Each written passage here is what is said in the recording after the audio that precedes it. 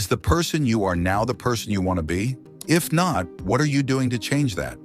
We've just stepped into a new year, and I'm sure many of you have set some New Year's resolutions, goals to become the version of yourself you dream of being.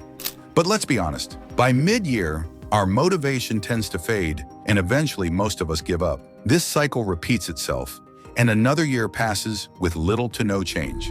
So how do we break free from this? How do we actually become the person we want to be? The answer is simple. To become the person you want to be, you need to let go of the person you are now. And I mean it, really let go. That's because this transformation requires you to change your self-image, beliefs, and even your identity. By the end of this video, you'll understand exactly what I mean. Today, I'll be sharing insights from James Clear's book, Atomic Habits. If you haven't read it yet, I hope this video inspires you to pick it up, because it's one of those books that everyone should read at least once. James Clear argues that if you want to make big changes in your life, you need to start small with your habits. Change doesn't happen overnight. It's a process and it takes time. If you want to transform, you need to change your habits, because in the end, your habits shape who you are. Changing your habits might seem insignificant at first, but here's the thing. Improving by just 1% every day compounds into becoming 38 times better by the end of the year. Never underestimate the power of small habits.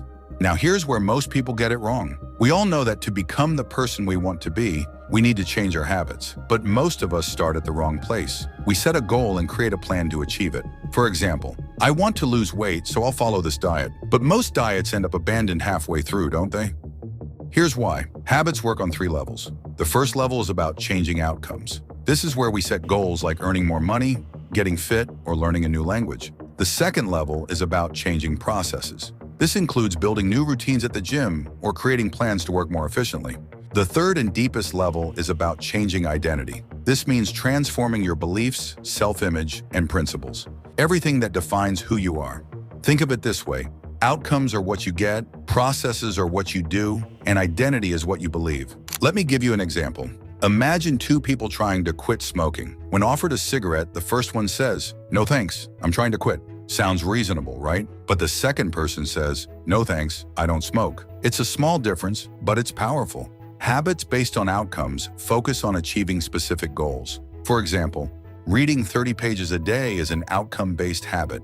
Identity-based habits, however, focus on who you want to become. In this case, the goal isn't to read 30 pages, but to become someone who reads. Let's revisit the earlier example. The first person's answer might seem logical. They believe they're a smoker trying to quit, but notice the focus. They still identify as a smoker. The behavior might change, but the identity remains the same. The second person, however, has made a fundamental shift. They no longer see themselves as a smoker. Smoking was part of their old life, not their current one. If you want to change, you must change your habits. But most people focus only on the results they want. They might go to the gym a few times or eat healthier meals, but often quit halfway. Why? Because their underlying beliefs stay the same. Your identity drives your actions. If your identity doesn't align with your goals, you'll struggle. For example, if you want to save money but see yourself as a spender, you'll find ways to spend regardless of how much you earn. To truly change, you need to shift your identity. Your identity shapes your thoughts shape your behaviors, and your behaviors shape your habits. Your habits, in turn, shape who you are. Want to be wealthy? Become a creator instead of a consumer.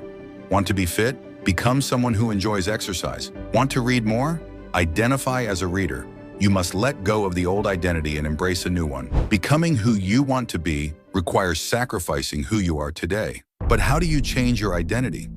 It's no coincidence that to change our habits, we must change our identity. And to change our identity, we must change our habits. Our identity is shaped by our habits. You aren't born with predetermined beliefs about yourself, are you? Every belief you hold about yourself has been learned through experience. To put it simply, your habits are how you embody your identity. If you write every day, you believe you're someone who loves writing. If you brush your teeth 3 times a day, you believe you care about dental hygiene. If you talk to people with ease, you believe you're a social person. The key here is evidence. You believe these things because you have proof. For instance, if you finish a book every week, you have evidence that you're someone who loves reading. If you go to the gym even when it's snowing, you have proof that you're someone committed to being healthy. The more evidence you have, the stronger your belief becomes. Changing your identity is a simple 2-step process. First, decide who you want to be. Second, prove it to yourself with small wins and consistent evidence. Start by focusing on the type of person you want to become. What do you stand for? What are your principles and values? Who do you aspire to be?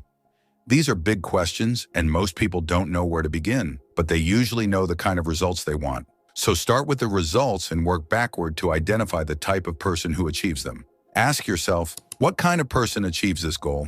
What kind of person loses 20 pounds? What kind of person learns a new language? What kind of person wins championships? What kind of person builds a successful business? Once you decide on the kind of person you want to be, take small actions to reinforce that identity. For example, if you want to read every day, start by becoming someone who loves reading. Pick books you enjoy and make it a daily habit. Prove to yourself that you love reading, and most importantly, believe it. So here's the big question. Are you becoming the person you want to be? Remember, the first step isn't about what or how, it's about who. You need to know who you want to become. You have the power to change your beliefs about yourself. Your identity isn't set in stone. With the habits you choose today, you can shape the identity you want to reinforce. This brings us to the deeper purpose of habits, as highlighted in this book and video. Building better habits isn't just about filling your day with actions that make life easier. It's not about brushing your teeth every night, taking cold showers every morning, or wearing the same outfit daily. It's not even about external achievements like earning more money, getting fit, or socializing more. Habits can help you achieve these things, but at their core, they're not about having something. They're about becoming someone. Ultimately, habits matter because they help us become the person we want to be. Habits create the person, and the person becomes their habits.